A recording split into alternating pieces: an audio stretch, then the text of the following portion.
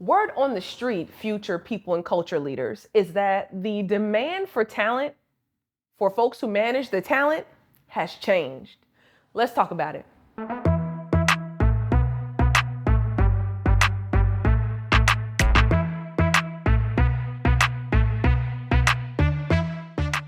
So this particular word on the street is dedicated to our people and culture experts and future people and culture leaders that are out in the market. The world has shifted how they engage with people and culture folks, also known as human resources. Sidebar, human resources by another name, still human resources.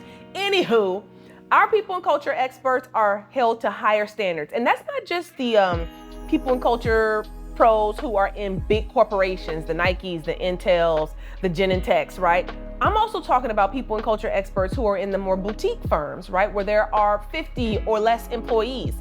Everyone now has a new level of expectation and a new demand of expertise for those people and culture professionals, mostly due to COVID-19. Now, I've mentioned COVID-19 a couple times, but COVID-19 changed a lot of things, specifically leadership's value of people and culture professionals. So I'm like, shout out to maybe one good thing came from COVID-19, and that is people are putting some respect on people and culture professionals' names, okay?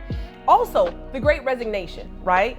The Great Resignation happened and folks were looking for talent. They didn't know where to search. They didn't know how to get people to compel them to come back to the office. And it made a big difference, right? People really did look to the people and culture professionals to say, show us the way. We can't get our work done. We can't hit these KPIs without having your support, without having your leadership and guidance to help us get this thing back on track, okay? Then we have the return to office initiatives. Folks have been bucking against that from the beginning. But you know who's been driving this change, the reasonable change, whether sometimes good change, sometimes bad change? It's been the people and culture professionals that are inside organizations, inside ecosystems, really paying attention to the impact that the workforce is having and if this whole work from home strategy is truly getting the ROI that they need for business to be viable and successful. And then we had George Floyd. Don't forget about that, right? So, and this is not in chronological order, but George Floyd happened and the workforce, the people were demanding for organizations to be held accountable in different ways, to demonstrate their commitment to things that were happening in the community, things that were happening with marginalized folks. And most of those executives, when people were coming into the work fired up saying change is upon us, they looked at the people and culture professionals for leadership and guidance. What should we do? How do we actually walk the talk? Because historically, just talking the talk has been doing it, and now that's insufficient. So how do we walk the talk differently? So the game has changed, gang, okay? People are expecting heightened skill sets from human resources and people and culture executives. I want us to focus on talent. Identifying the best talent to come in and fuel your organization to actualizing your dreams, right? Actualizing those key performance indicators. So when you're thinking about talent, I want for you to not just think about the traditional way that we have explored high quality talent, okay? We have the full-time employee and we have the part-time employee, which was the primary way that most people in culture folks thought about staffing their organization. But over the past 3 years, freelancers have just exploded. We got a freelance content creator for our trainings. We received like 250 applicants in under a week and a half. I like to think it's because workplace change is super dope and the world knows it, which is true, #facts.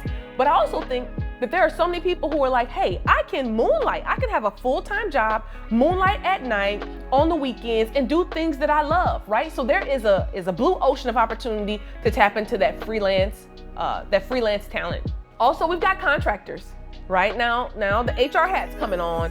What you have a freelancer doing and a contractor doing cannot be what you would have a full-time employee doing, or else you're gonna get into some employment law hot water.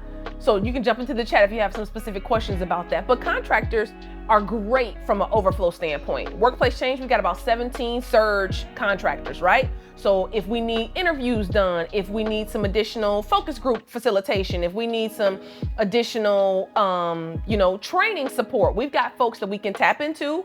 Highly skilled, has worked with us for years, but they come in and they help with surge, right? Heck, we have worked with probably 20 companies this year offering them surge support for their people and culture functions inside their organization. And then we also have gig workers, right? We have all kinds of gig workers out there. We had an event here, Workplace Change, and I hired in gig workers who provided catering. I hired in gig workers who provided cocktails and supports for making sure everyone's thirsts were quenched. I mean, there's so many different kinds of gig workers out there.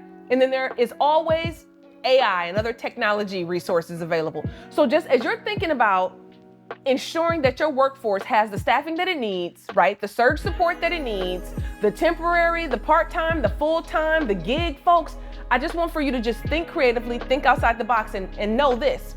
All employers are expecting for their people and culture professionals to step their game up, to meet their needs, and to give them creative solutions for their people and culture challenges, all right? So that's this issue of word on the street. All of our future people and culture folks, just know the world's changing, the landscape is changing, and the sky is the limit with respect to our future.